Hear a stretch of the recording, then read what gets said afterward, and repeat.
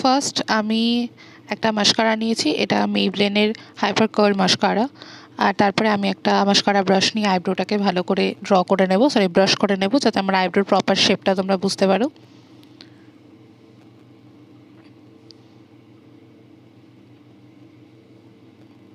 দেন চুলটা বেঁধে নি, সরি ডিস্টার্ব হচ্ছে।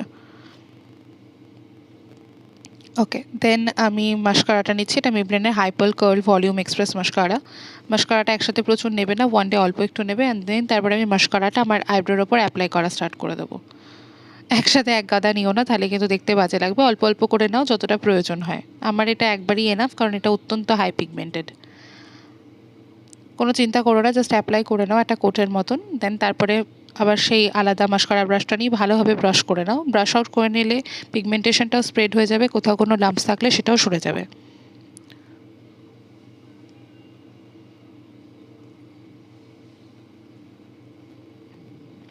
ওকে, দেখতেই পাচ্ছ ডিফারেন্সটা। First is done. ওকে, সেকেন্ডের জন্য আমি একটা আইশ্যাডো প্যালেট ইউজ করব, তার ওই ব্ল্যাক কালারের আইশ্যাডোটা ইউজ করব, আর একটা আইব্রো ব্রাশ নেব। আমাদের ব্রাশের সেটের যেটা অ্যাঙ্গেল ব্রাশ থাকে সেটাই আমাদের আইব্রো ব্রাশ। চুলটা বেঁধে নিই। ওকে, দেন আমি আইশ্যাডো করে না, আইশ্যাডোর ব্ল্যাক কালারটা ইউজ করছি। তোমরা চাইলে ব্রাউন ইউজ করতে পারো, বাট আমি ব্ল্যাকটাতেই বেশি কমফোর্টেবল ফিল করি। মিনিমাম অ্যামাউন্ট নিয়ে স্টার্ট করবে। চোখের এই কর্নার থেকে এই কর্নার যে জায়গাটা মার্ক করলাম, এটাই বেসিক্যালি আমাদের আইব্রো থাকার জায়গা। এর থেকে বেশি ভেতরে বা বেশি বাইরে যাবে না। স্টার্টিং পয়েন্টটা মার্ক করে আমি তারপরে আইব্রোটা ফিল করা স্টার্ট করব। ওকে, অনেকে মনে করে যে আইব্রোটাকে ভূতের মতন এঁকে নিলেই আইব্রো আঁকা হয়ে যায়, বাট তা কিন্তু নয়। বেসিক্যালি আইব্রো আঁকার মেন নিয়ম হচ্ছে যেখানটা তোমার আইব্রোটা কম আছে সেই জায়গাটা তোমরা ফিল করবে।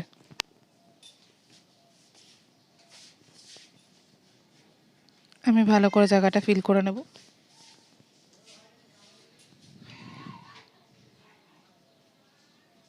দেন আবার আমি ব্রাশ করে নেব। ব্রাশ আউট করে নিলে পিগমেন্টেশনটা ছড়িয়ে যাবে। এই ব্রাশটা খুব ইম্পর্ট্যান্ট। আইব্রো আঁকার সময় ব্রাশটা থাকা খুব দরকার। ডিফারেন্স তোমরা দেখতেই পাচ্ছ। আমার কর্নারটাতে আমি আরেকটু শার্প করবো এজটা, সুতরাং আমি আরেকটু আইশ্যাডো নিয়ে কর্নারটা ড্র করে নিলাম। ডিফারেন্স তোমাদের চোখের সামনে। ওকে, থার্ড ওয়ান। এবার আমি একটা অরিফ্লেমের জেল আইশ্যাডো নিচ্ছি, বাট এই আইশ্যাডোটা অত্যন্ত ড্রাই, আর আমার মনে হয় এটা আইব্রো ড্র করার জন্য বেস্ট। এটা পিগমেন্টেশনটা হচ্ছে ব্রাউন। আমি আইব্রো ব্রাশ নিয়ে আবার আমার আইব্রোটা ড্র করা শুরু করব। জাস্ট এটা ফিল ইন করবে। এই থার্ডটা মানে এই আইশ্যাডোটা অত্যন্ত ড্রাই আর খুব লাইট পিগমেন্টেশন এটার, সুতরাং আমার মনে হয় এটা যারা স্টার্ট করছো তাদের প্র্যাকটিসের জন্য, এবং যদি কখনো হয় যে মুখে কোনো মেকআপ নেই, জাস্ট তুমি আইব্রোটাকে ভালোভাবে ড্র করে রাখতে চাইছো, তাহলে তোমরা এটা করতে পারো। তাতে আইব্রোটাকে ফেক লাগে না, কিন্তু তবুও এটার একটা প্রপার শেপ থাকে। আমি আগেই বলেছি এটা বাকি অন্যগুলোর থেকে তুলনামূলক লাইট হবে। আবার আইশ্যাডো মাস্কারা ব্রাশটা দিয়ে আমি ভালো করে ওটাকে ব্রাশ করে নেব। ডিফারেন্স তোমরা দেখতে পাচ্ছ।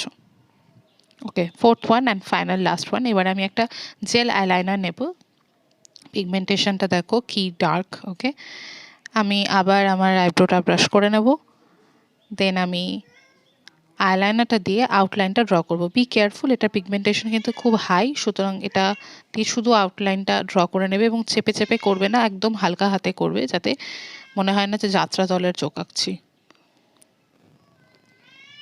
আউটলাইনটা ড্র করে নিয়ে আমি হালকা করে ফিল করে নেব ভেতরটা। আর তারপর আমার বিড়াল কাঁদছে। আর তারপরে ওর স্বভাব আমাকে কাজ করতে দেখলে চিৎকার করা। হ্যাঁ, তারপরে আমি মাস্কারা ব্রাশটা দিয়ে ভালোভাবে ব্রাশ করে নেব, কারণ এটা লাইনগুলো খুব হার্শ হয়, সুতরাং ব্রাশ করে নিলে এই হার্শ লাইনটা চলে যাবে আর দেখতে ওটাকে নর্মাল অ্যান্ড